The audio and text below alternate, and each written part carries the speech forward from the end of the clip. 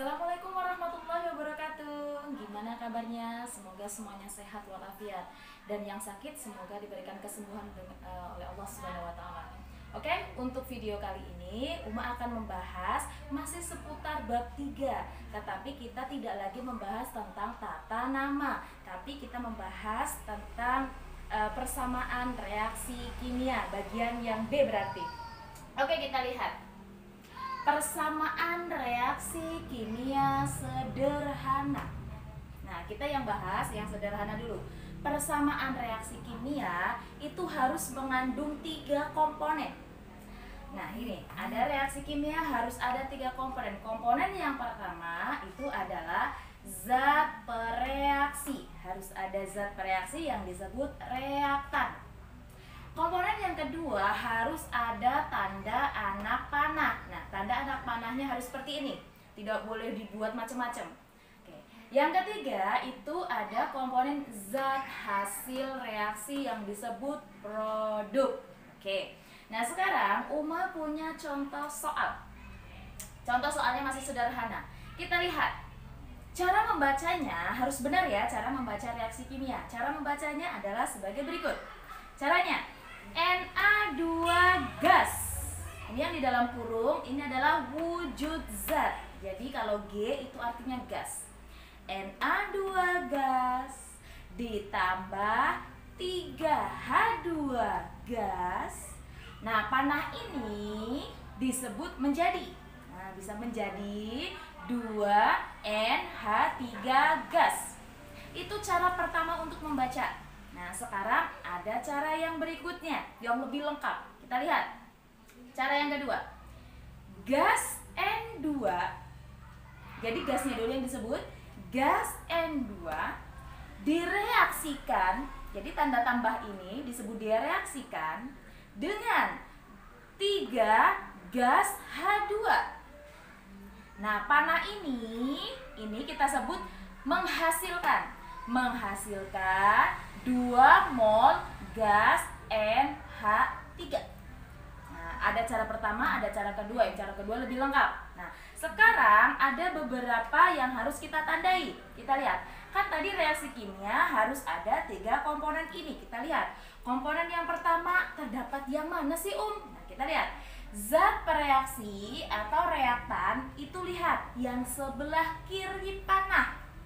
Berarti zat pereaksi itu ya N2 gas dengan 3H2 gas. Ini yang disebut reaktan. Nah, lanjut. Harus ada tanda anak panah. Ini tanda anak panahnya. Nah, sekarang ada yang disebut zat hasil reaksi atau produk. Berarti produk itu sebelah kanan panah. Ini yang disebut produk. Nah, jadi dalam suatu reaksi harus ada 3 komponen. Yang pertama yang disebut reaktan. Yang kedua yang disebut anak panah. Yang ketiga itu produk. Jadi antara reaktan dengan produk dipisahkan oleh anak panah. Nah, anak panahnya mengarah ke kanan, berarti yang kanan ini disebut produk. Jadi yang mengarahnya kemana itu yang produk. Lanjut. Sekarang ada angka 2 di sini Ada angka 3, ada angka 2. Angka 2 di depan, angka 3 di belakang. Ini apa sih Bagaimana cara membedakannya? Nah, ternyata ada angka yang disebut indeks, ada angka yang disebut koefisien. Nah, mana yang indeks, mana yang koefisien, kita akan bedakan. Sekarang kita lihat. N2. Nah, 2 dituliskan di belakangnya N, di belakang nitrogen, dan ditulis kecil. Inilah yang disebut indeks. Angka indeks tidak boleh diubah. Oke. Nah, sedangkan angka 3 ini letaknya di paling depan. Kalau yang letaknya di paling depan itu merupakan koefisien. Koefisien. Oke. Nah, angka koefisien ini bisa dirubah. Nah, sekarang berarti ini 3 3H2. Yang 3 ini koefisien, sedangkan yang 2 ini berarti indeks. Nah sekarang ini 2, 3. Yang depan berarti yang koefisien. Benar sekali. Ini yang koef, sedangkan yang belakang itu yang indeks. Nah sekarang ada huruf yang di dalam kurung itu apa ya Nah huruf yang di dalam kurung ini disebut fase zat atau wujud zat. Wujud zat itu kalian tahu kan ya, wujud zat ya ada 3 ya, padat, cair, gas. Oke, kalau G itu artinya gas. Tapi kalau dalam kimia fase zat bukan hanya 3 tapi ada 4. Apa aja itu? Kita lihat ya. Fase zat itu ada yang lambangnya S. S itu berasal dari kata solid. Ya, solid. Solid artinya padat. Oke, jadi S solid atau padat. Lanjut. Ada yang namanya L. Liquid. Liquid itu artinya cairan murni. Lanjut, gas. Tadi udah kita bahas ya. G itu artinya gas. Nah, ada satu lagi nih. Tadi kan padat, cair, gas. Nah, sekarang ada yang lambangnya AQ. AQ dari aqueous yang artinya larutan.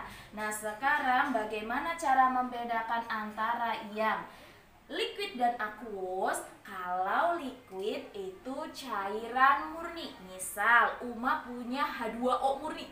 Ya, ada H2O murni. Itu berarti liquid. Kalau di dalam H2O itu Uma kasih garam, Uma aduk, berarti itu bukan lagi liquid, tapi disebut aqueous karena sudah larutan. Kalau liquid itu zat tunggal, dia sendiri, air aja, H2O aja. Tapi kalau sudah dalam bentuk larutan atau campuran, sudah ada H2O, sudah ada garam, maka itu disebut larutan atau aqueous. Oke. Nah sekarang cukup jelas ya, ternyata kalau reaksi kimia harus mengandung 3 komponen ini. Kalau tidak ada berarti belum lengkap. Nah sekarang kita langsung ke contoh soal. Lanjut. Nah ini ada contoh soal. Kita baca baik-baik. Kalau ada soal jangan langsung pusing, tapi kita baca baik-baik apa maksud dari soal itu. Lanjut. Sekarang kita lihat logam magnesium bereaksi dengan larutan asam klorida menghasilkan larutan magnesium klorida, oke, dengan gas hidrogen. Nah, dari kalimat ini kalian disuruh untuk menuliskan persamaan reaksinya. Jadi dalam bentuk kalimat kita ubah dalam bentuk reaksi kimia. Nah tadi reaksi kimia kan ada 3 komponen. Kita tuliskan aja dulu siapa reaktannya, siapa produknya, dan nanti dipisahkan oleh anak panah. Lanjut. Nah sekarang reaktannya berarti kan dia zat-zat reaksi. Kita lihat logam magnesium bereaksi itu artinya ditambah ya. Oke, ditambah dengan larutan asam klorida menghasilkan, kalau menghasilkan itu berarti panah. Oke, berarti ini larutan magnesium klorida disebut produk. Oke, logam magnesium bereaksi ditambah dengan larutan asam klorida, kita ubah menjadi rumus kimianya. Kan kemarin sudah belajar, magnesium lambangnya apa Mg. Nah kita langsung ke wujudnya ya. Logam itu padat, cairan, atau gas? Jelas kalau logam itu berarti solid. Nah, gitu caranya. Bereaksi berarti nanti kan ditambah tuh. Ditambah larutan. Aduh tadi larutan apa ya? Liquid atau aqueous? Jawabannya aqueous, benar sekali. Aqueous berarti asam klorida. Asam klorida itu kan HCl. Karena dia larutan, maka lambangnya AQ. Ini reaktannya. Produknya berarti setelah kata menghasilkan. menghasilkan larutan. Berarti aqueous lagi nih. Magnesium klorida. Magnesium kan itu Mg, nak. Nah, klorida itu Cl. Tapi ingat, Mg itu 2+. Karena dia golongan 2. Cl golongan 7, berarti -1.